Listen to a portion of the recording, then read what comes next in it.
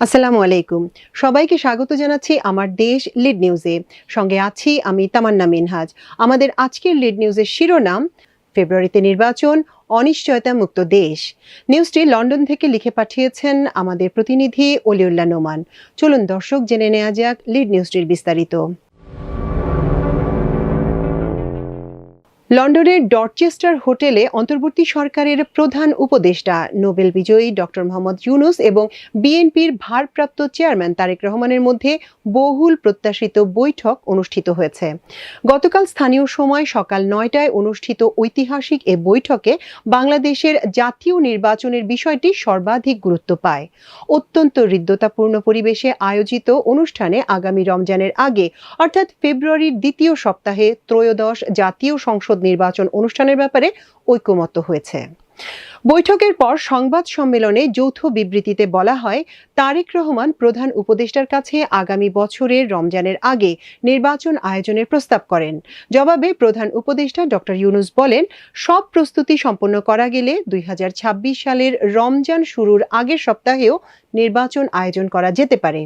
এদিকে আগামী জাতীয় নির্বাচন নিয়ে টানাপোড়েন সহ দেশে যে অনিশ্চয়তার পরিবেশ তৈরি হয়েছিল, ডক্টর ইউনূস ও তারেক রহমানের বৈঠকের মধ্যে দিয়ে মোটা দাগে তার অবসান ঘটেছে। বিএনপির মহাসচিব মির্জা ফখরুল ইসলাম আলমগীর তাৎক্ষণিক প্রতিক্রিয়ায় বলেছেন, বৈঠকটির মধ্যে দিয়ে অনিশ্চয়তা কেটে গেছে। এছাড়া অন্য রাজনৈতিক দলের নেতারাও অনুরূপ ভাষায় প্রতিক্রিয়া জানিয়েছেন। জানা গেছে, বৈঠকের নির্ধারিত সময়ের আগেই তারেক রহমান লন্ডনের পার্ক লেনের হোটেল ডরচেস্টারে পৌঁছান। এ সময় তার সঙ্গে ছিলেন বিএনপির স্থায়ী কমিটির সদস্য আমির খসরু মাহমুদ চৌধুরী এবং তারেক রহমানের আন্তর্জাতিক বিষয়ক উপদেষ্টা হুমায়ুন কবির। নিরাপত্তা উপদেষ্টা ডক্টর খলিলুর রহমান তাদের স্বাগত জানান। তার সঙ্গে ছিলেন প্রধান উপদেষ্টার প্রেস সচিব শফিকুল আলম। ১.৫ ঘন্টার বৈঠকের মধ্যে ১ ঘন্টা ১৫ মিনিট ছিল ডক্টর ইউনূস ও তারেক রহমানের মধ্যে একান্ত আলাপচারিতা। এর আগের ১৫ মিনিটে বৈঠকের উপস্থিত সবার সঙ্গে পরিচয় সহ শুভেচ্ছা বিনিময় হয়।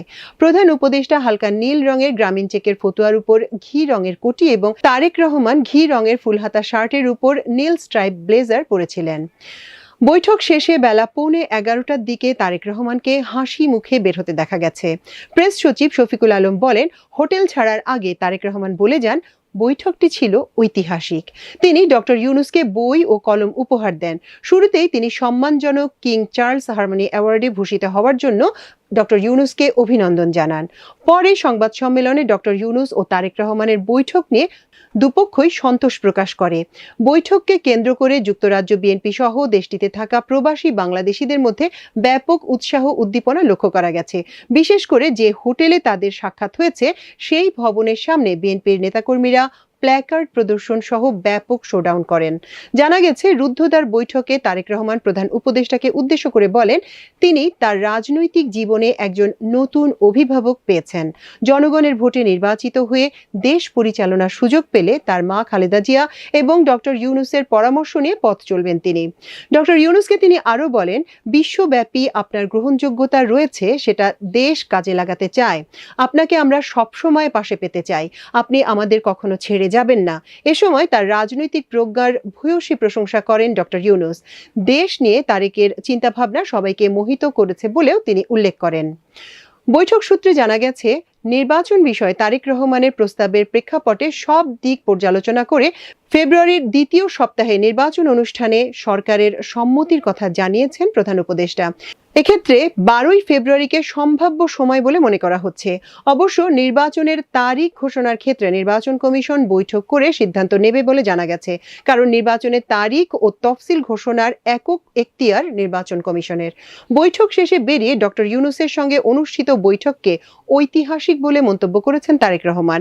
সাবেক প্রধানমন্ত্রী ও বিএনপি চেয়ারপারসন খালেদা জিয়া এবং ডক্টর ইউনূস জাতিকে দিক নির্দেশনা দেবেন বলেও জানান তিনি। বৈঠকের পর জাতীয় নিরাপত্তা বিষয়ক উপদেষ্টা ডক্টর খলিলুর রহমান সাংবাদিকদের যৌথ বিবৃতি পড়ে শোনান। পরে ডক্টর খলিলুর রহমান ও আমির খসরু মাহমুদ চৌধুরী সাংবাদিকদের প্রশ্নের জবাব দেন। যৌথ বিবৃতির পর সংবাদ সম্মেলনে নির্বাচনের তারিখ প্রসঙ্গে কি আলোচনা হলো জানতে চান সাংবাদিকরা। এক সাংবাদিক প্রশ্ন করেন, নির্বাচনী রোডম্যাপে ভোটের সুনির্দিষ্ট তারিখ ঘোষণা করতে অন্তর্বর্তী সরকারের সমস্যা কোথায়? এর জবাবে ডক্টর খলিলুর রহমান বলেন, এতে কোনো সমস্যা নেই। আমরা কোনো সমস্যা দেখি না, কেউ দেখলে ভুল দেখছেন। নির্বাচন সম্পর্কে যৌথ বিবৃতিতে আমরা বলে দিয়েছি এবং নির্বাচন কমিশনের কাছে আমরা আশা করব শিগগিরই তারা একটি তারিখ ঘোষণা করবে। বৈঠকে শুধু নির্বাচন নিয়ে আলাপ হয়েছে নাকি রাজনৈতিক অন্যান্য বিষয়েও কথা হয়েছে জানতে চাইলে আমির খসরু বলেন, সব বিষয় আলোচনা হওয়া স্বাভাবিক। আমরা নতুন বাংলাদেশ গড়ার প্রত্যয় নিয়ে সামনের দিকে এগোচ্ছি। আমরা চাই দেশ গড়ার যে প্রত্যয় আমরা নিয়েছি আমরা ঐক্যবদ্ধভাবে সেই কাজটি করব।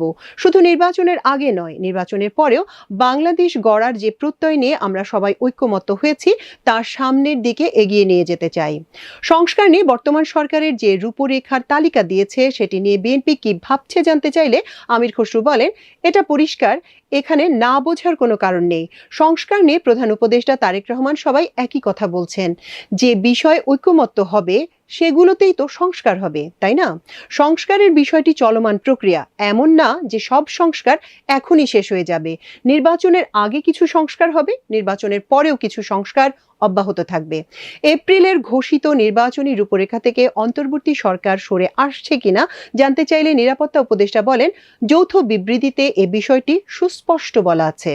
যদি সব কাজ আমরা সময় মতো করতে পারি, বিচার এবং সংস্কারের ব্যাপারে পর্যাপ্ত অগ্রগতি হয়, তাহলে নিশ্চয়ই সেটা করা হবে।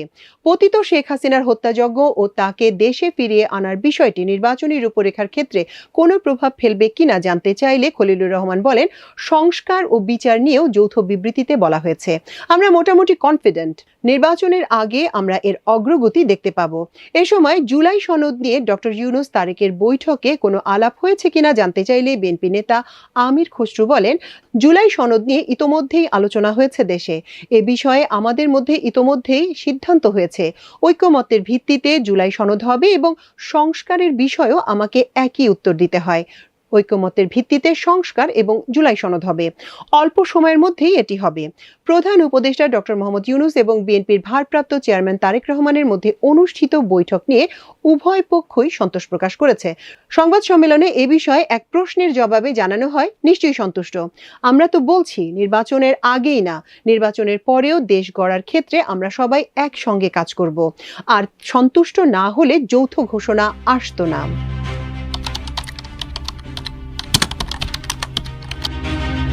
শিগগিরই দেশে ফিরবেন বিএনপির ভারপ্রাপ্ত চেয়ারম্যান তারেক রহমান। শুক্রবার বৈঠক শেষে দলটির স্থায়ী কমিটির সদস্য আমির খসরু মাহমুদ চৌধুরী একথা বলেন। এর আগে গত 10 জুন সংবাদ সম্মেলনে দলটির মহাসচিব মির্জা ফখরুল ইসলাম আলমগীর বলেছেন, শিগগিরই তারেক রহমান দেশে ফিরবেন। এদিকে ঈদের আগে প্রধান উপদেষ্টা জাতির উদ্দেশ্যে দেয়া ভাষণে বলেছেন, আগামী বছরের এপ্রিলের প্রথমার্ধে যে কোনো সময় ত্রয়োদশ সংসদ নির্বাচন অনুষ্ঠিত হবে। এই তারিখ নিয়ে রাজনৈতিক দলগুলোর মধ্যে মিশ্র প্রতিক্রিয়া প্রকাশ করতে দেখা যায়। জামায়াত ইসলামী, এনসিপি ও কয়েকটি ইসলামিক দল প্রধান উপদেষ্টার নির্বাচনের সময়সীমা ঘোষণায় সন্তোষ প্রকাশ করলেও বিএনপি সহ তাদের সমমনা দলগুলোকে অসন্তোষ প্রকাশ করতে দেখা গেছে। তারা ডিসেম্বরের মধ্যে নির্বাচন অনুষ্ঠানের দাবির প্রতি অনড় অবস্থানের কথা জানান। তবে গতকালের বৈঠকে নির্বাচনের তারিখ এগিয়ে আনার জন্য অনুরোধ জানানোর প্রেক্ষাপটে সরকার পক্ষ অবস্থান বদল করে ফেব্রুয়ারির দ্বিতীয় সপ্তাহে ভোট অনুষ্ঠানে এক প্রকার সম্মতি জানানো হয়। সরকারের নতুন এই সিদ্ধান্ত সামনে আসার পর বিএনপি সহ সমমনাদের উচ্ছ্বাস প্রকাশ করতে দেখা গেছে। আগামী জাতীয় সংসদ নির্বাচনের সময়সীমা নিয়ে সরকার ও রাজনৈতিক দলগুলোর মধ্যে কয়েক মাস ধরে যে টানাপোড়েন তৈরি হয়েছিল, গতকালের বৈঠকের প্রেক্ষাপটে তা কার্যত অবসান হলো। এতে সরকার পক্ষ ঘোষিত এপ্রিলের প্রথমার্ধে ভোট অনুষ্ঠানের ঘোষণা থেকে যেমন সরে এসেছে, তেমনি বিএনপি ও সমমনা দলগুলোরও ডিসেম্বরের মধ্যে নির্বাচন করতে হবে এই অবস্থানেরও পরিবর্তন হয়েছে। ডক্টর ইউনূস তারেক রহমানের বৈঠকে উভয় পক্ষ তাদের অনড় অবস্থান থেকে পিছু হটে একটি সমঝোতায় পৌঁছেছে। এই বৈঠকটি নিয়ে রাজনৈতিক অঙ্গন থেকে শুরু করে সাধারণ জনগণের মধ্যে ব্যাপক আগ্রহ তৈরি হয়। গতকালের সফল বৈঠকে দুপক্ষের নমনীয় অবস্থানের প্রেক্ষাপটে দ্বন্দ্ব সংঘাতের আশঙ্কা কাটিয়ে রাজনৈতিক অঙ্গন সহ জনমনে স্বস্তি ফিরেছে। নির্বাচন কমিশন সূত্রে জানা গেছে, তারা আগে থেকে ডিসেম্বর, মধ্য ফেব্রুয়ারি ও মধ্য এপ্রিল এই তিনটি সময়কে বেছে নিয়ে তাদের প্রস্তুতি গ্রহণ করেছে। কমিশনের একাধিক কর্মকর্তা জানিয়েছেন, যে কোনো সময়ে ভোটের প্রস্তুতি তাদের রয়েছে। ফেব্রুয়ারির দ্বিতীয় সপ্তাহে ভোট করতে হলে তাদের ডিসেম্বরের শেষ দিকে তফসিল ঘোষণার প্রয়োজন পড়বে। অবশ্য এক্ষেত্রে ভোটার তালিকা নিয়ে একটি আইনি জটিলতা রয়েছে বলে মনে করেন নাম প্রকাশ না করার শর্তে ইসির এক কর্মকর্তা। বিদ্যমান আইন অনুযায়ী প্রতি বছর 1 জানুয়ারি খসড়া ভোটার তালিকা ও 2 মার্চ চূড়ান্ত ভোটার তালিকা প্রকাশের বিধান রয়েছে। এক্ষেত্রে নতুন বছরের ভোটার তালিকার ভিত্তিতে ভোট হবে কিনা বিদ্যমান তালিকায় ভোট হবে সেই প্রশ্ন তৈরি হবে। অবশ্য কমিশন সূত্রে জানা গেছে, ভোটার তালিকা আইনটি সংশোধন করার জন্য কমিশন ইতোমধ্যে উদ্যোগ নিয়েছে। আইনটি সংশোধন করা হলে ভোটার তালিকা সংক্রান্ত জটিলতা কাটিয়ে ওঠা সম্ভব হবে। এদিকে প্রধান উপদেষ্টা ও তারেক রহমানের বৈঠকে ফেব্রুয়ারির দ্বিতীয় সপ্তাহে ভোট অনুষ্ঠানের সমঝোতার পরিপ্রেক্ষিতে ইসির প্রস্তুতি সম্পর্কে জানতে চাইলে নির্বাচন কমিশনের সিনিয়র সচিব আক্তার আহমেদ হোসেন আমার দেশকে বলেন, বর্তমান কমিশন দায়িত্ব নেয়ার পর থেকেই কমিশনের সব কাজই হচ্ছে নির্বাচনকে সামনে রেখে। ফেব্রুয়ারিতে ভোটের বিষয়ে ইসির অবস্থান ঈদের ছুটির পর অফিস খোলার দিন অবহিত করা সম্ভব হবে।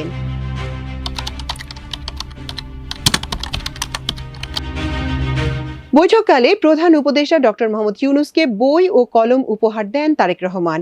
বৈঠকের পর প্রধান উপদেষ্টার প্রেস সচিব শফিকুল আলম তার ভেরিফাইড ফেসবুক পেজে এই উপহারের ছবি পোস্ট করেন। পোস্টে দেখা গেছে তারেক রহমান প্রধান উপদেষ্টাকে একটি কলম ও দুটি বই উপহার দিয়েছেন। একটি বই হলো পরিবেশ কর্মী গ্রেটা থুনবার্গের no one is too small to make a difference. আরেকটি বই হলো নেচার ম্যাটার্স। দর্শক, আমাদের আজকের লিড নিউজের আয়োজন ছিল এ পর্যন্তই।